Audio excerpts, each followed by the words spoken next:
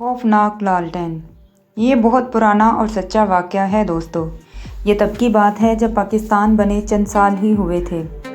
میں ایک گاؤں کے سرکاری اسکول میں چوکیدار تھا اور اسکول میرے گھر سے کافی دور تھا، اس لیے میں ہمیشہ بس پر سفر کرتا اسکول جاتا تھا۔ اسی بس پر واپس گھر بھی آتا تھا۔ اس زمانے میں ٹریفک اتنی نہیں ہوتی تھی۔ ہمارے گاؤں میں فقط وہ ایک بس ہی تھی۔ پرانے وقت تھا، نہ بجلیاں تھیں نہ روشنیاں، لالٹینوں اور موم بتیوں کا زمانہ تھا۔ ایک دن میں معمول کے مطابق بس پر سوار ہو کر اسکول کے لیے روانہ ہوا۔ اس دن بہت تیز بارش ہوئی تھی، اس لیے جب اسکول سے چھٹی ہوئی تو مجھے بس نہ مل سکی، کیونکہ ہمارے گاؤں میں جب بھی بارش آتی تو سارے راستوں میں اس قدر کیچڑ ہوتا تھا کہ بس بارشوں والے دنوں میں آتی ہی نہیں تھی۔ میں نے کافی دیر تک بس کا انتظار کیا لیکن بس نہ آئی۔ سواری کا کوئی اور ذریعہ نہیں تھا، اس لیے میں نے پیدل جانے کا فیصلہ کیا۔ راستہ کافی طویل تھا لیکن مجبوری تھی۔ میں عصر کی وقت روانہ ہوا تھا لیکن رات ہو گئی تھی اور راستہ ختم نہ ہوا تھا۔ ہر طرف اندھیرا تھا۔ اس وقت آبادی اور آمد و رفت اتنی نہیں ہوتی تھی، اس لیے سڑکیں رات تک تو کیا دن میں بھی سنسان ہوتی تھیں۔ راستے میں ایک بہت بڑا قبرستان آتا تھا اور میں اب اس قبرستان کے پاس سے گزرنے والا تھا۔ میرے پاس کوئی لالٹین اور موم بتی وغیرہ کچھ نہیں تھا، اس لیے پیدل اندھیرے میں راستہ بتاتے ہوئے آگے بڑھ رہا تھا۔ جب آدھے راستے میں پہنچا تو میں نے قبرستان میں دور کہیں ایک مدھم سی روشنی دیکھی جو آہستہ آہستہ اپنی جگہ بدل رہی تھی۔ وہ روشنی میرے پیچھے کی طرف سے کہیں آ رہی تھی۔ دیکھتے ہی دیکھتے اس روشنی نے اپنی ڈائریکشن تھوڑی سی بدلی۔ میں اس بات کا اندازہ لگا چکا تھا کہ وہ روشنی راستے میں بنے قبرستان سے آ رہی ہے، مگر میں اس بات کا اندازہ نہیں لگا پا رہا تھا کہ یہ روشنی ہے کس چیز کی۔ ابھی میں اسی کشمکش میں تھا کہ اس روشنی نے میری طرف رخ کر لیا، جیسے میری ہی طرف آ رہی ہو۔ تو جلد ہی مجھے معلوم ہو گیا کہ یہ ایک لالٹین کی روشنی ہے، جس کو پہچان کر میرے قدم رک گئے۔ میں نے سوچا میں اندھیرے میں گھر جا رہا ہوں، یہ جو بھی شخص لالٹین لے کر آ رہا ہے یہ بھی میرے گھر کی طرف جا رہا ہے۔ اس لالٹین کی روشنی میں میرا بھی سفر آسان ہو جائے گا۔ لیکن میں بہت حیران بھی ہوا کہ رات کے 2 بجے کون ایسے لالٹین لے کر گھوم رہا ہے۔ کہیں کوئی چور ڈاکو تو نہیں؟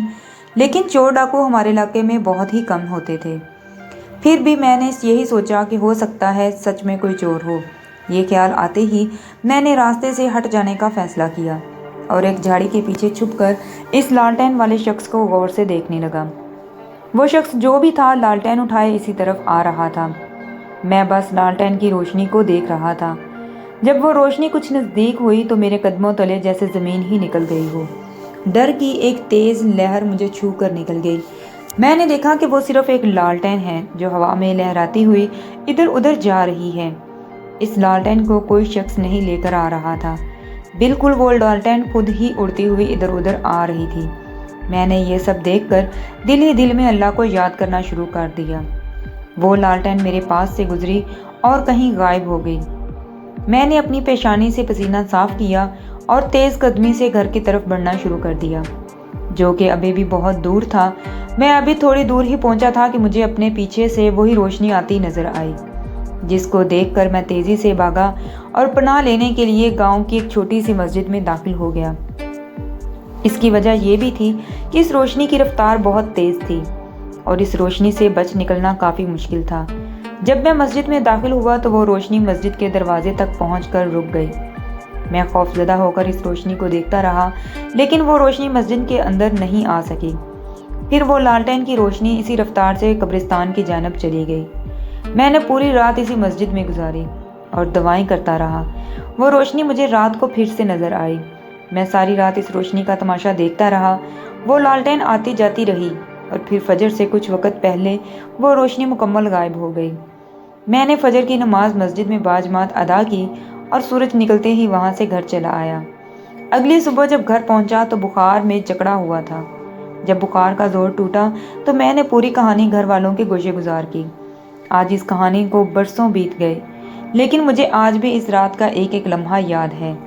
اب میں بوڑھا ہو چکا ہوں لیکن آج بھی ہمیشہ اپنے بچوں کو وہ کہانی سناتا ہوں اور آج بھی اس واقعہ کو یاد کر کے اتنا ڈر جاتا ہوں جتنا 40 سال پہلے ڈرا تھا۔ جی تو دوستوں، کہانی کیسی لگی مجھے کمنٹ سیکشن میں ضرور بتائیں۔ چینل کو سبسکرائب کریں، ویڈیو کو لائک کریں، شیئر کریں۔ اللہ حافظ۔